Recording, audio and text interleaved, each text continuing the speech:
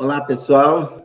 Estamos aqui mais uma vez para darmos sequências pelo canal Meimei Pedro Leopoldo, o nosso encontro sobre mediunidade em ação.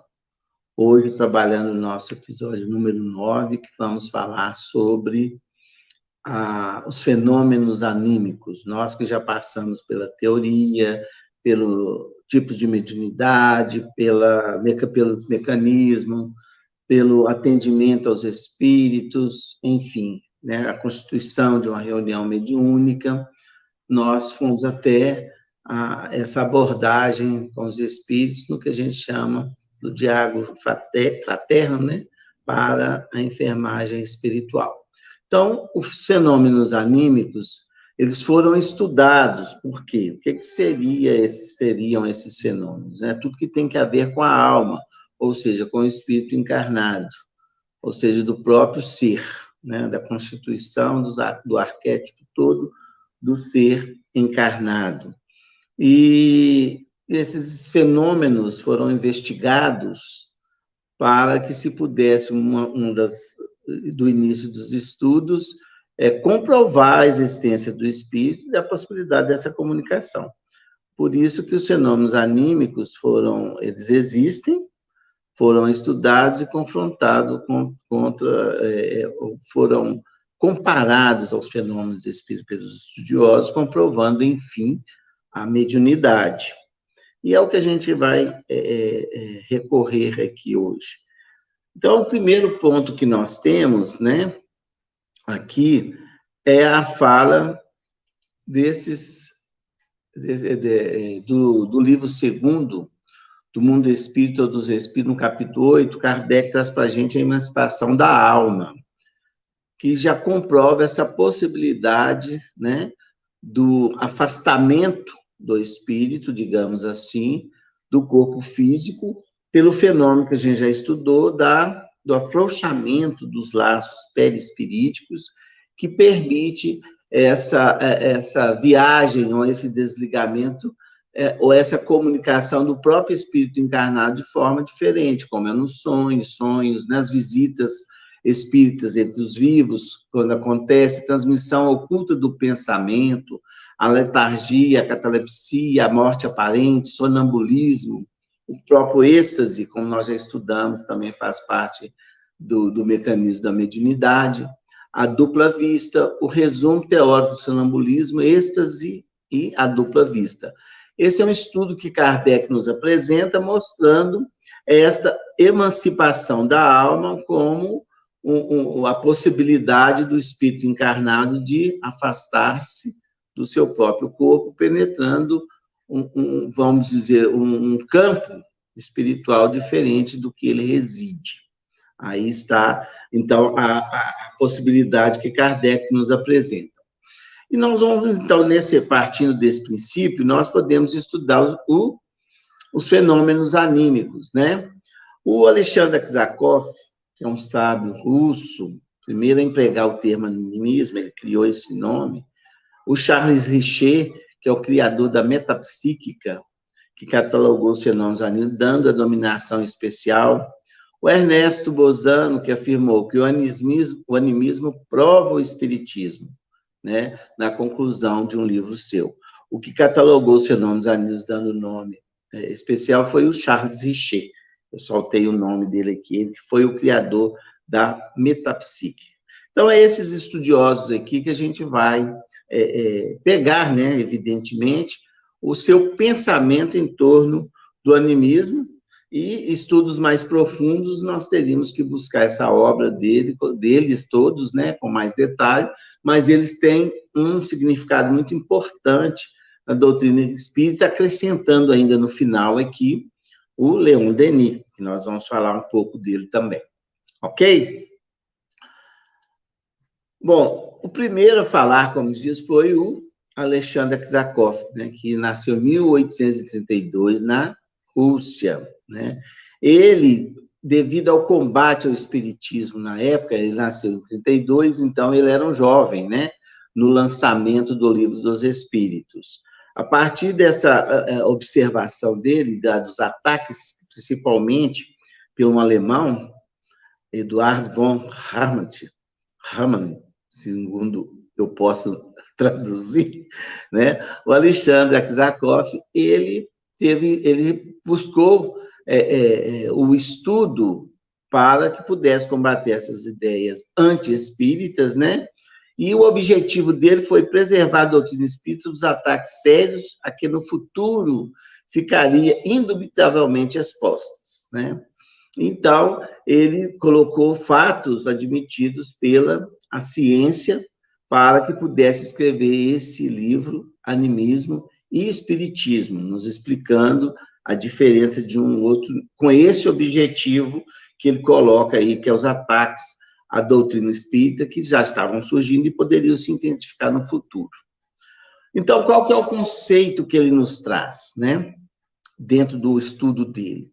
Ele amplia a condição do médium, né, que para ele é toda pessoa capaz de produzir fenômenos paranormais. Até então, a ciência, né, vai tratar a mediunidade como um fenômeno paranormal, e também as questões que Kardec coloca sobre a emancipação da alma. Nós já compreendemos que não é nada paranormal, é tudo normal. São propriedades, né, do espírito encarnado e do corpo já preparado para isso. Mas, até então, a ciência vai tratar isso como paranormalidade. Então, ele fala que a pessoa pode produzir o fenômeno sozinho, ou com a participação de outros encarnados, ou com desencarnados, né? Na visão desse autor, o termo mediúnico apresenta 3 categorias. Então, nesse conceito, né, do Alexandre Aksakov, ele coloca que nós podemos ter essa comunicabilidade, tanto perante aos encarnados, né, produzidos junto aos encarnados, ou desencarnados, e ele dividiu em três categorias, né? Então, quer dizer, essa semântica que foi criada por ele, né, é a compreensão das relações da alma. Então, ele coloca alma, ânima, aí ele criou o animismo, né? Então, ele colocou 3 pontos. Primeiro, ele classificou a categoria do personismo ou manifestação inconsciente, né? Que é a personalidade manifesta do médium ou do sujeito, né? De uma personalidade diferente da que ele tinha, né? Então, ele chama isso de intramediúnica. Aí, por isso que ele chama de inconsciente.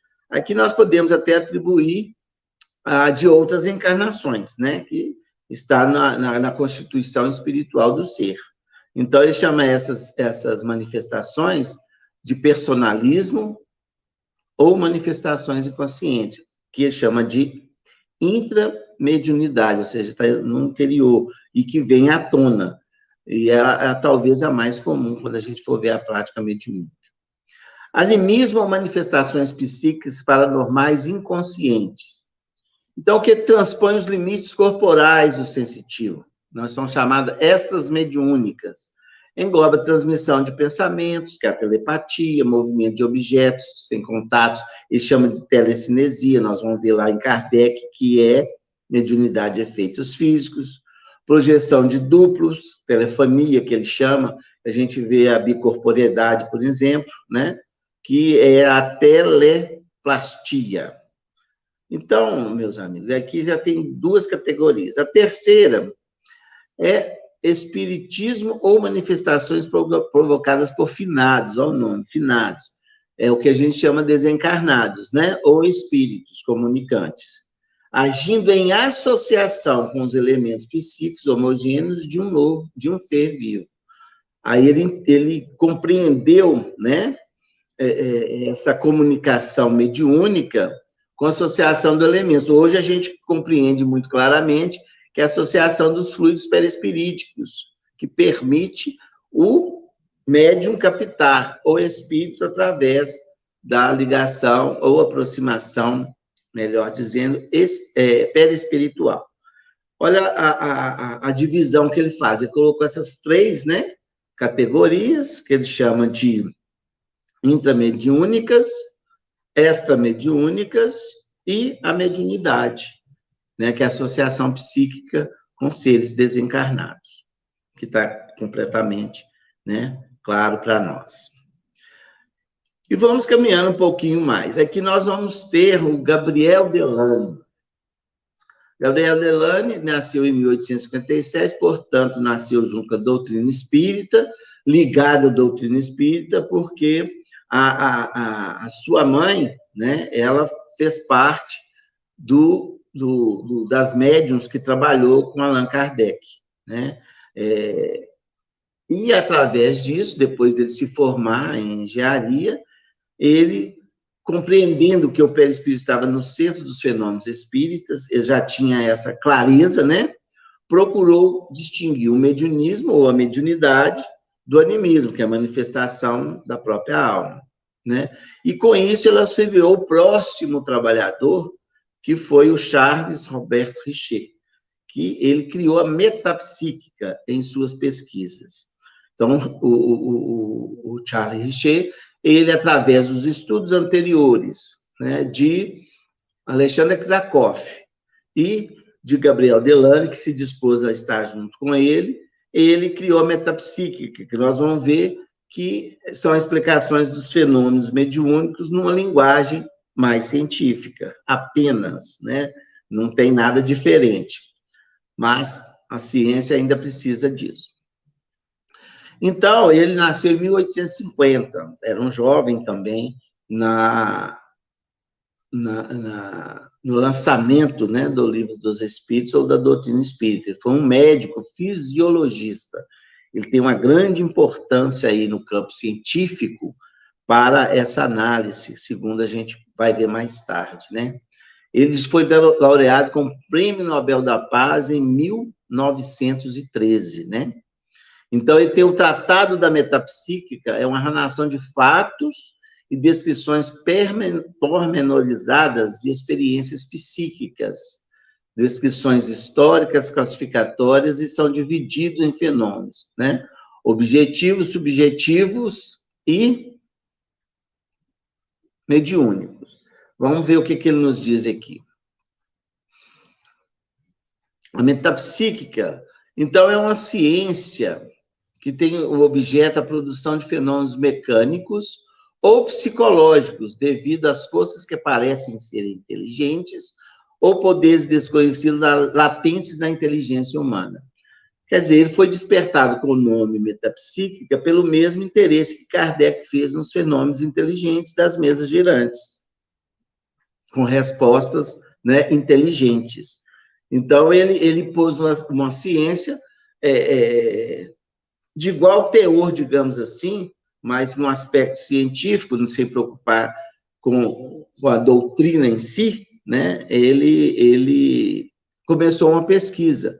E como ele fez narrativas, experiências, catalogação, né, de uma forma científica, é um tratado muito importante para aqueles que ainda duvidam da mediunidade ou cientistas que procuram entender o fenômeno mediúnico numa linguagem mais próxima à sua compreensão.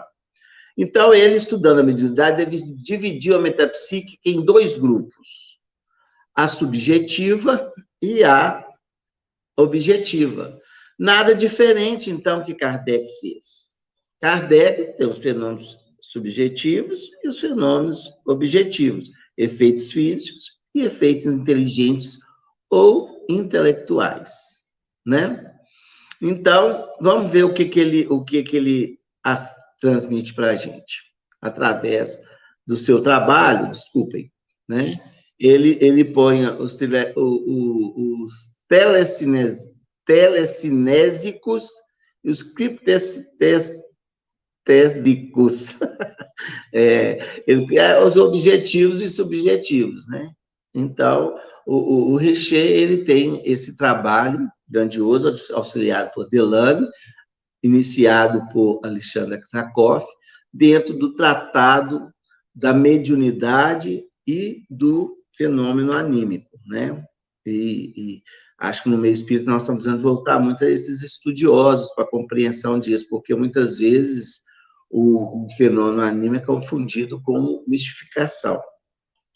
Não é. E nós vamos ter o Heine, né, o Joseph Buchheim, que foi um botânico, fundador de uma investigação científica da parapsicologia, como ramo da psicologia, né? Esse termo foi adotado em 1930 para substituir a metapsíquica. Ora, nós tivemos o estudo de Aksakov, separou fenômenos mediúnicos e anímicos. O Alexandre Delany descobriu, ou estudou, ou comprovou a influência através, a comunicação através do corpo perispiritual. O Richer tratou a metapsíquica, né, nos dois caminhos que Kardec já tinha nos apresentado, os fenômenos físicos e os fenômenos intelectuais. E aí o Heine, já mais próximo a nós, do nosso século, né, ou da nossa geração, da nossa época, em 1930, ele já traz o termo parapsicologia, né, substituindo a metapsíquica. Vamos ver o que ele trata na metapsíquica, na parapsicologia, desculpe. Então, ele põe que é a ciência que se preocupa em estudar cientificamente, ou seja, via aplicação de método científico, as realidades que vão além do que é tido como normal, comum. E isso inclui as 3 áreas a saber, né? Eles chamam de psicapa, psigama e psideta. São 3 pontos que ele separa os fenômenos que fogem ao entendimento científico, que foge à compreensão da normalidade das manifestações psíquicas do ser, né? Então, por isso, ele chamou de parapsicologia. A psicologia estuda essa questão da psique do ser humano, né? Então, ele estava aqui indo além. Então, ele coloca essas 3 condições, né? Que são os fenômenos que ele chama, que vai também caminhar pelo mesmo caminho da metapsíquica para chegar no mesmo caminho em que Kardec nos coloca, né? Esses fenômenos. Que ficou bem claro que a ciência, quando andou paralela à doutrina espírita, ela encontrou, eu acho isso de grande importância, ela encontrou as mesmas explicações que Kardec, só que em termos de experiências mediúnicas, Kardec foi muito mais além, né? A obra ficou muito mais completa. Ok, amigos? E nós vamos ter o Ernesto Bozano, que foi um professor italiano, né, de filosofia, da Universidade de Turim, que ele, estudando toda essa obra, os fenômenos anímicos, ele chegou o quê? A conclusão: animismo é espiritismo, né? Ele comprovou através do seu trabalho, da sua pesquisa, publicando várias obras, né? Mais do que um experimentador, ele foi um pesquisador, organizador desses fenômenos, com riquíssima literatura, né, para o seu tempo, da metapsíquica e da parapsicologia, no sentido que a parapsicologia foi uma sequência desses estudos da metapsíquica. Então, o que a gente pode ver? São esses fenômenos anímicos, eles foram estudados por cientistas, comparados com a mediunidade, né, e validados. Então, os fenômenos anímicos, eles existem com muita clareza. Quem quiser aprofundar, é só buscar a obra desses grandes personagens aí da doutrina. Nós vamos ter um outro também, que é o Camilo Flammarion, que foi um astrônomo, portanto, um cientista, né? Um cientista, e ele se tornou um pesquisador científico francês. E ele chegou a ter notórios prêmios científicos e foi até homenageado com nomenclatura oficial de Corpo Celeste, devido ao seu grande trabalho. Então, ele teve aí ele passou a pesquisar, já nasceu em 1842, né? Esses 3 últimos estão próximos ao século XX, né? E ele se declara, né? Depois de 60 anos, ele apresenta a sua investigação sobre os fenômenos chamados, então, pela parapsicologia, de paranormais. E ele era próximo a Kardec, tanto é que, no desencarne de Kardec, quem fez o discurso de despedida perante o corpo de Kardec foi o Camille Flammarion, né? Que o considerou o bom senso encarnado, frase que a gente usa muito para definir Kardec, né? Kardec foi um grande estudioso. E depois disso tudo, o Leon Denis, ele assume todo esse trabalho, depois do desencarne de Kardec. Leon Denis, ele desencarna em 1927. Ele, de posse de todo esse material, podemos assim dizer, de Kardec e dos grandes estudiosos, ele, devido a partir dos 18 anos, ele foi um apóstolo do Espiritismo, como ele é considerado, ele passou a estudar e trazer várias obras, né? Combatendo o materialismo, o teísmo e a própria reação do catolicismo à frente à literatura espírita, né? E ele produziu uma grande literatura, como até um deles mais famosos, né? O Problema do Ser, do Destino e da Dor, que é um livro bem estudado no meio espírita. Então, ele teve um histórico para que se firmasse e se estabelecesse a verdade espírita no paralelo que a ciência fez e que esse apóstolo assumiu, né? Podemos dizer, aqui no Brasil, nós temos o Dr. Bezerra de Menezes, que é considerado o apóstolo do Espiritismo aqui no Brasil.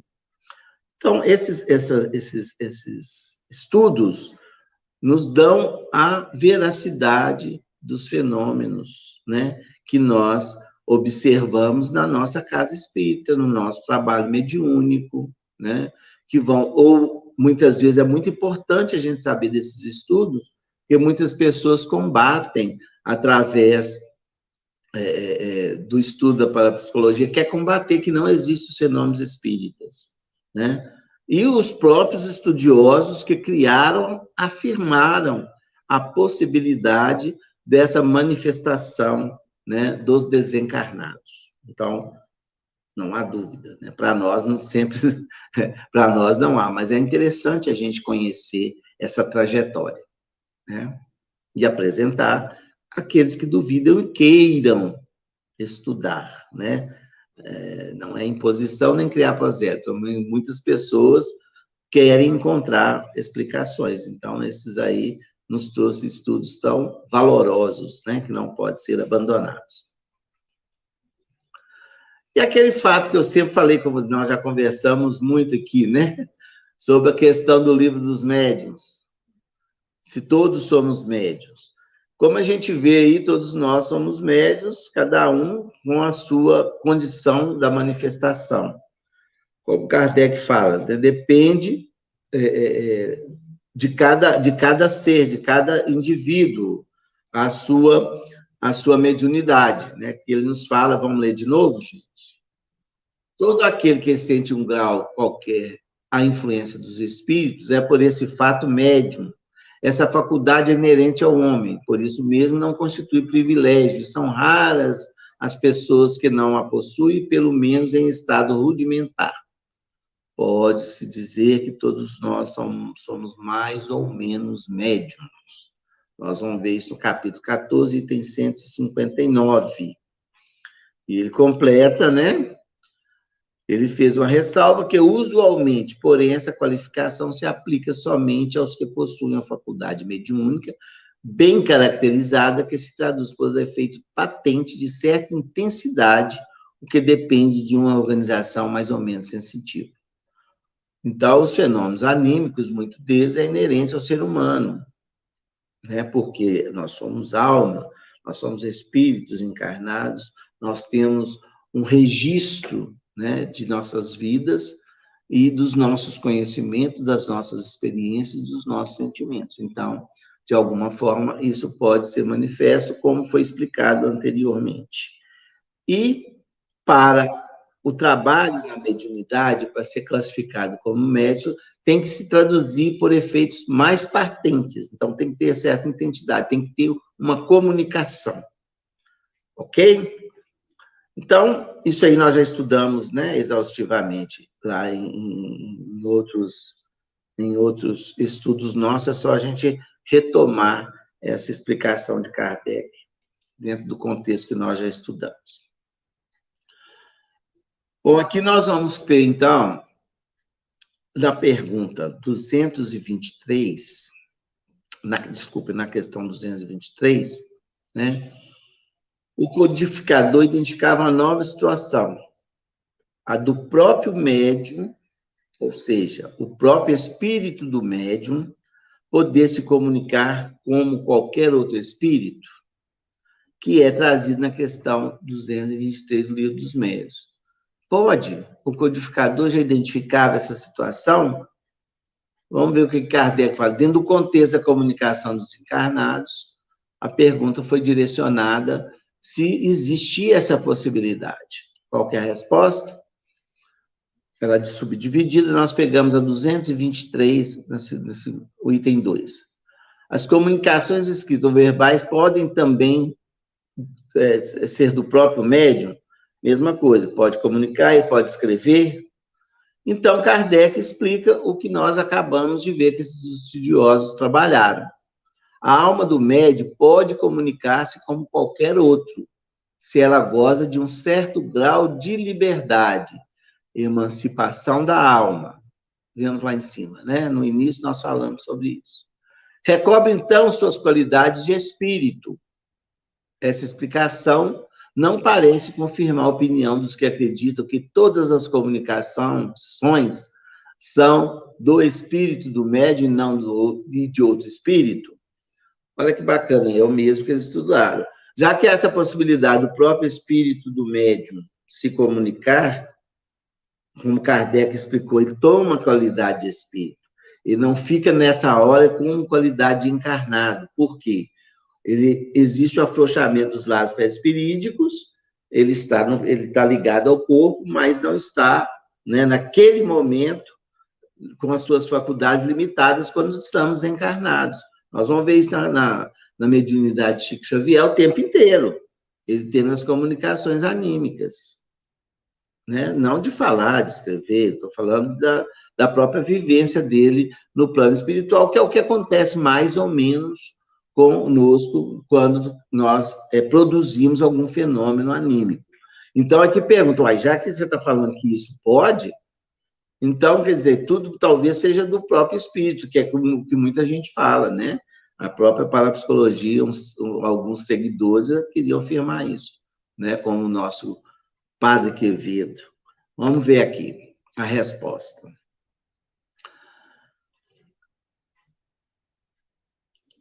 Me atrapalhando. Eles só estão errados por entender que tudo é assim. Porque é certo que o espírito do médium pode agir por si, mas isso não é razão para que outros espíritos não possam agir também por seu intermédio.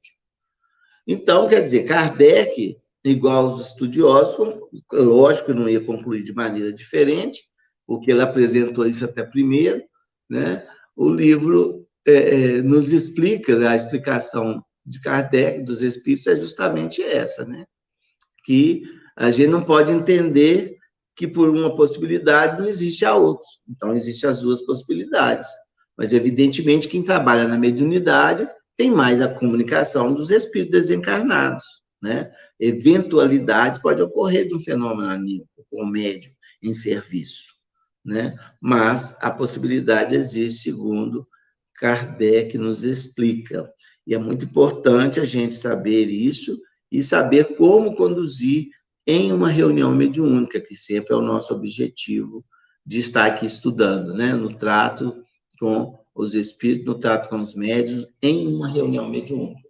Então, sabendo dessas duas possibilidades, nós podemos tratar. Mas, como eu disse, no trabalho mediúnico, nós estamos ali para atender os espíritos desencarnados. Eventualidades podem acontecer de um fenômeno anímico, né, ser produzido pelo próprio médium, e nós não temos que confundir aquilo como uma mistificação, né?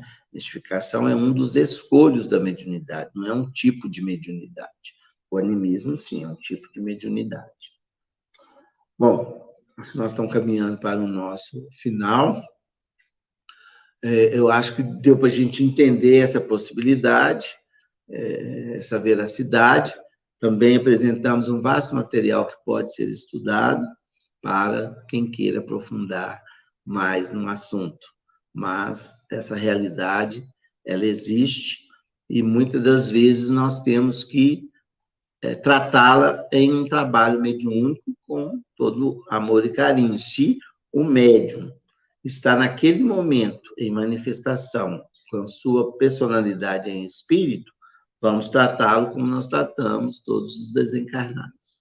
Mas, volto a repetir, eventualmente isso acontece por uma necessidade, muitas vezes reencarnatória, psicológica, que o médium consiga resolver num trabalho de assistência de enfermagem espiritual, como acontece com os desencarnados. Então, vamos ver o que Kardec nos apresenta nesse final aqui. Vamos pôr maior para todo mundo ver, né? Os fenômenos anímicos e os fenômenos espíritas. Os fenômenos espíritas constituem os diferentes modos de manifestação da alma ou espírito, quer durante a encarnação, quer no estado de erraticidade. Portanto, também o fenômeno anímico é uma manifestação espírita.